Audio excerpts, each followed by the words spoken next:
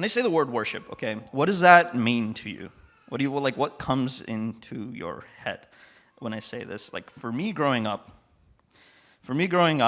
I was accustomed to, the way that we do service, and we start with worship, right? We start with singing songs. Worship was always this kind of opening act in preparation for the sermon or sermons. Like we even call our team on stage that sings songs the worship team. We call the songs that we sing worship songs. And it's worth asking the question, how did we get here? How did it get this name, an official title of worship? And that's a good question, the great one actually. And it actually hasn't always been this way, right? Like we go back in church history, music was often a lot more formal. Think like organs, like pipe organs and choirs singing hymns. But around the 60s and 70s, we had like a bunch of movements, like the big one was the Jesus movement. If you guys have seen that movie, it's a pretty decent one. But something changed. Church music started sounding a little bit more like pop culture music, the things that were popular in the time, with guitars, drums, and a more personal, like intimate feel.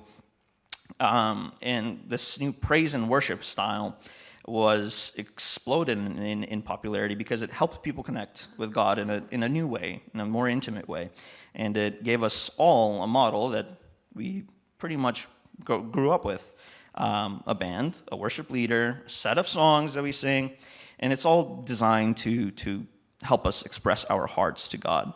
So let me be honest, let me be clear, that this is a beautiful and powerful way to worship. Singing our praise to God, it's in the Bible, it's all over the Bible, especially in Psalms, right?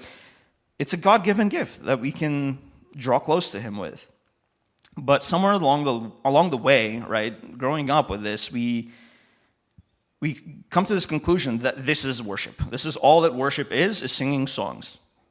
And that's not correct. If we stop there, if we stop at that definition, we miss out. Because the Bible's vision for worship is much more, much bigger, all-encompassing than just the music we sing. And the question is, okay, great. What does that look like? Like how do we worship God other than singing songs? Like how do you worship God at your 9-to-5 job when you're replying to hundreds of emails a day? How do you worship God in teaching your kids, helping them with their homework, or scrolling through Instagram? Like how can you possibly worship God with that, right? It just seems like a time waster. Is that even possible? I would say yes. I mean, that's kind of the whole point. In fact, it's the very thing that we're made for. We're created to worship in everything that we do. And to get what the Bible means by worship, we have to do a little bit more digging. Because the fact of the matter, I don't know if you guys knew this, but the Bible was not written in English. We have to look at the original languages. And the words for worship have nothing to do with music at all. They're about a heart posture. And one Old Testament word is shakah, which literally means to bow down. And it's something akin to the feeling of standing at the edge of a Grand Canyon and just being absolutely breathtaking, like, whoa.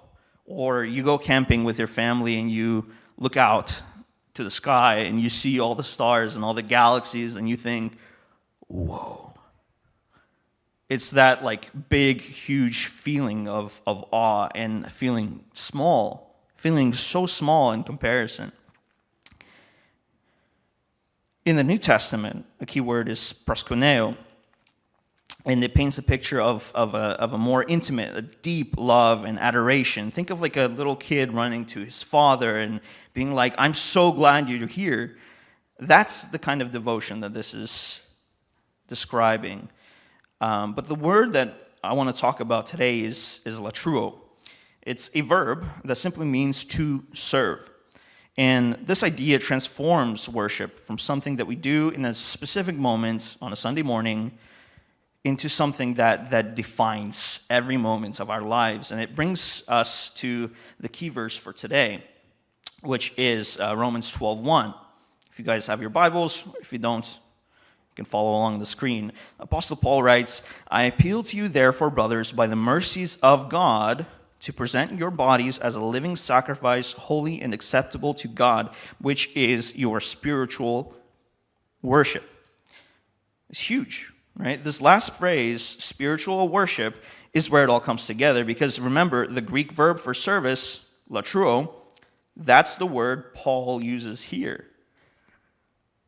It's the noun form, latreia, but he's doing something intentional here, right?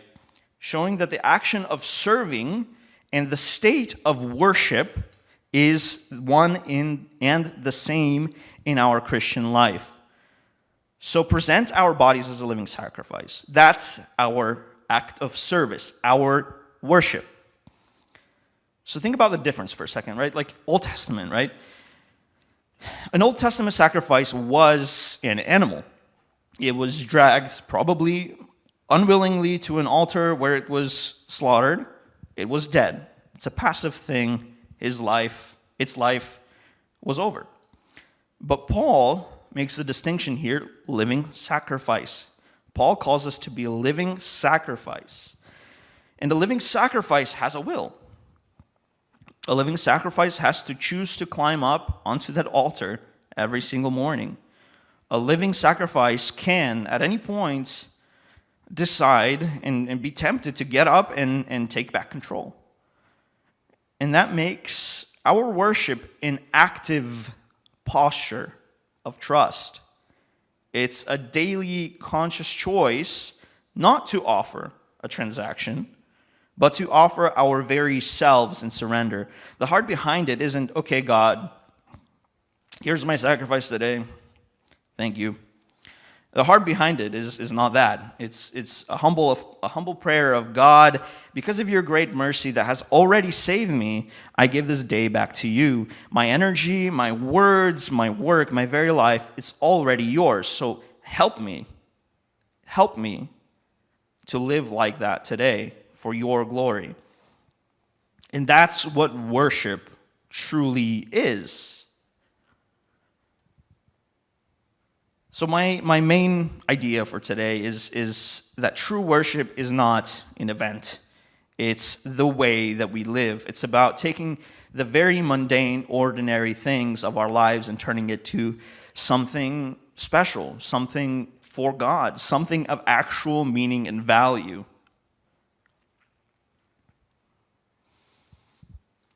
And so you might say, like, what's the how? Like, it's not what's the point, but if our whole life can be worship, right? If our whole life can be worship, how do we do that? How do we live that out? What does it practically look like? Like, I would say first, like, we can look at where we spend the most time. Realistically, for most of us adults, that's at work. We work usually 8 hours a day, and that amounts to like 90,000 hours over the span of your life at work. For students here, you guys are in school, and that's your full-time job, essentially. It's a huge chunk of our lives, and if worship is only reserved for Sunday morning, we're missing the point. And so Colossians 3:23 puts it this way: whatever you do, work heartily as for the Lord and not for men. So imagine, let's put it this way, okay?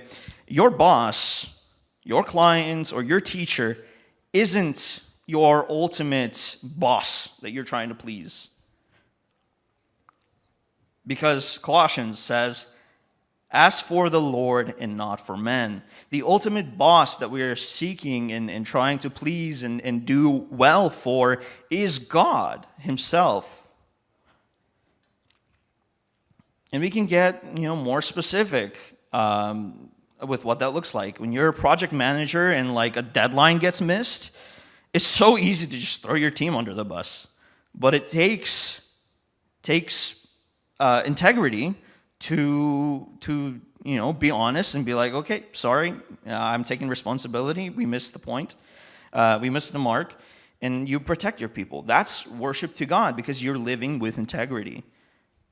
You worship God when you're an electrician or like a flooring installer, and when you're doing work inside the walls and under the floorboards, stuff that nobody's ever going to see. No, somebody will see it eventually when it needs to be fixed. But no homeowner, the point is that no homeowner will ever see that. But you do it perfectly because you're not doing it for the homeowner. You're doing it for God. That is worship. You worship God when you're doing your homework with your best effort, not just to get it done and over with, but because when you do things excellently and for the right purpose, you worship God. In our relationships, this might be one of the most important ones.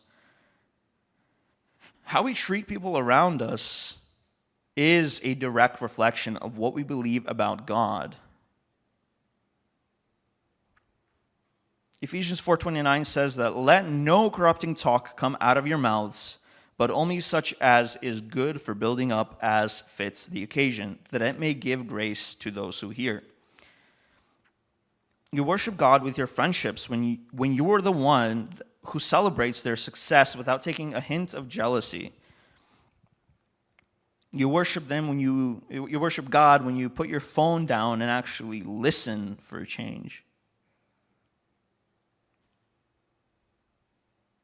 You worship God when you don't hold a grudge and you forgive them for something that they might have done against you. You worship God in your marriage when you choose to sacrifice yourself for their betterment, when you put their needs in front of your own. And you can worship God in your family by showing patience when you're tired and don't want to do anything, and you choose kindness over some sort of sarcastic jab.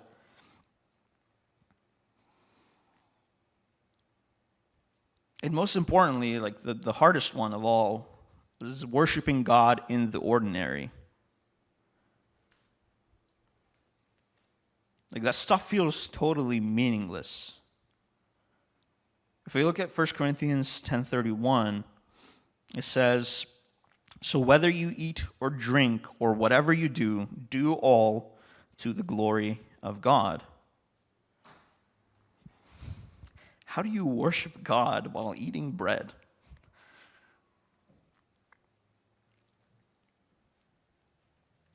See, the thing is that whatever in whatever you do all to the glory of God.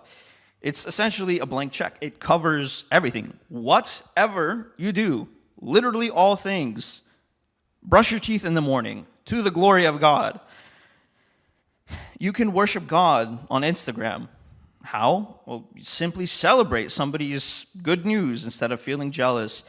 You can post something that is true, that is encouraging, that is beautiful. Post a Bible verse for a change. You can refuse to get into ugly arguments in the comments for no reason, that it's not going to benefit anyone. You steward your influence for His glory. You worship God with your finances when you create a tight budget, you stick to it, and you show self-control and trusting God as your provider. You worship Him when you're generous with what you have, whether that's a lot or whether that's a little. And you can worship God in your body when you get enough sleep. Some of you are crazy. You don't sleep enough. Go to sleep. Let your body rest and restore. It's not about being a health nut. It's not about that. It's not being overly obsessed. There's a balance between everything. You can go to an extreme end and then you're suddenly making your body your God. And that's not glorifying the one true God. It's glorifying yourself. So you can get too far. But it's about the reason that we are doing these things. You can, be in the best shape of your life. But if it's all just to look good, you're missing the point. The point is this, worshiping God in your body, is the fact that your body is a temple given to you by God himself. He created you. And lastly, this might be the hardest one in our distracted world that we live in, but 1 Thessalonians 5:17, it gives us a very short and very straightforward command. Pray without ceasing. And that's not saying you're going to walk around like this the whole day and just eyes closed and running into people. No. This is, you can put it this way, right? You turn on your spiritual Wi-Fi. It's always on. The connection between God and you is always active in the background of your mind. You walk into a stressful meeting and it's like, God, give me wisdom to not say the wrong thing because I'm annoyed with this one person, and this person is really hard to deal with. God, give me wisdom. Simply saying that is praying without ceasing. You see something beautiful in nature, you're out on a walk and you see a really pretty bird. You say, Lord, thank you. Thank you for letting me see this bird, for letting me observe your glory in creation. And when you're anxious for the future, for tomorrow, and you turn that feeling into a conversation of, Lord, I'm scared, but I'm trusting you and that you will make a way, that you will hold true to your promises. That heart posture, that constant coming back to Christ is praying without ceasing. It is your spiritual worship. When you make God your go-to, your default, your constant companion throughout your inner monologues in your head, when you talk to yourself in your head, that is spiritual worship. And so all of this is great, but the why we do all of these things is what changes everything. We've talked about what, we've talked about how, but we have to talk about the why. This is the most crucial part. Why do we need to go through all this effort to live life as an act of worship? It's not to earn points with God. God doesn't keep a tally. And okay, this guy fell down in rank a little bit. He sinned today. He didn't pray the moment that he woke up. That's works-based salvation. Like we don't believe in that. We don't, God doesn't keep a tally. But it's not a chore. It's not, this is my point. It's not a chore to worship God. The Bible gives us two very simple reasons. First, we worship because he made us. It's our design. And for centuries, Christian thinkers have asked this very question. Like one of the most famous and beautiful answers comes from an old document called the Westminster Shorter Catechism. If you guys have ever read that, it's very cool. Catechisms in general are very cool. They just contain a bunch of questions and a bunch of Bible-based answers. Highly recommend. There are kids' catechisms as well. You can go through them with your kids. Good stuff. Yeah. Back to the point. The very first question in the Westminster Shorter Catechism is, what is the chief end of man? And it's like, chief end of man, what does that make sense? What does that mean? In other words, it's what is the primary purpose? Why do we exist? Why did God create us? And the answer is very simple but very profound. Man's chief end is to glorify God and to enjoy him forever. So let's think about that. It's not two separate things. It's and. We often hear glorify God, and it sounds like a burden. It sounds like a heavy burdensome duty. But the answer connects it to our greatest joy.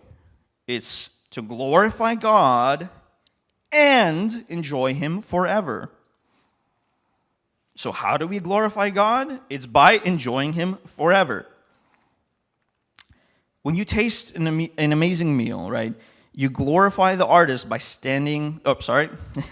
When you taste an amazing meal, you glorify the chef by savoring it. When you see a breathtaking sunset, you glorify the artist standing behind it all. In the same way, we glorify God when we delight in him. We can find our deepest satisfaction and joy just being in his presence, his goodness, and his creation. So living a life of worship is not losing yourself. It's not just, dying for all of the desires that we have. It's about aligning your desires with the very purpose for which you were made. And I would argue the most important reason is this. We worship because he saved us. So we're back in Romans 12:1. It says, I appeal to you, therefore, brothers, by the mercies of God. Our entire life of worship is a response to his mercy. It's the way that we say, thank you, Lord, for saving us. Thank you, Lord, for the cross. And the truth of the gospel is that while we were busy running around, doing our own thing, running away from God, trying to do our life by our own ways, God, in his incredible mercy, did come down and he saved us. He reached out to us. He said, dude, stop. And instead of just smiting us, the moment that we first sin, he allows us to live. He allows us to take another breath.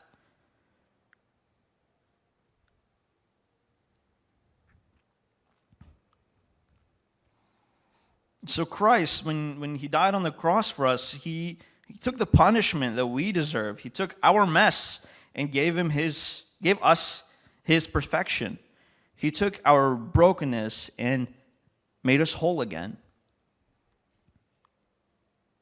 Not again. He made us whole, just period, for the first time. And when you really understand what that is really like, when you understand the depth of God's grace for you, worship it's not Sunday morning. It's not something difficult that we just, gotta read my Bible today. Gotta sing some songs today for God. Gotta go to work today for God. Gotta give my money to the church for God. What a bother. It's not that. When you understand that you deserve nothing, but God gave you everything, when that truly clicks in your head, it goes from, I have to do this, I have to do this other thing. It goes to, I get to do this. I have the privilege of serving God with everything that I do because I owe everything to him. I get to thank him with my whole life because of what he's done for me.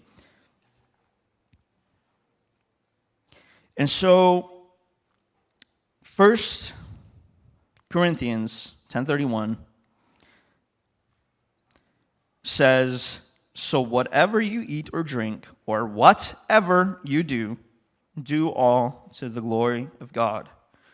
So my challenge for you guys is simple. Find your whatever, right? Whatever you do. Find your whatever. Look at your week ahead. Your jobs that you have scheduled, your classes, your family, and your free time, and you pick one major thing. Just try it. Just go step by step. Pick one thing. Maybe your whatever is how you talk to your parents. Maybe it's your attitude when you're driving to work in the morning. Something about driving. It's just so infuriating sometimes. It's like you see, there's nobody in front of you, and why are your brake lights on? Besides the point. Maybe it's what you do in the first 10 minutes of your day when you wake up in the morning. I know my habit is just grabbing my phone. It's like the first thing, mainly to turn off the alarm, but then it's already here, just flip it open and you're browsing, you're already consuming stuff. It's a bad habit. That's my whatever. Let's put it that way. That's my whatever for this week. And I just encourage you to say, God, this week I'm intentionally doing or not doing this thing that has become a bad habit. And I'm making it my offering. This is my worship. And so you will see what happens when the ordinary things of your life become a holy ground. It becomes your altar. It becomes the way that you worship.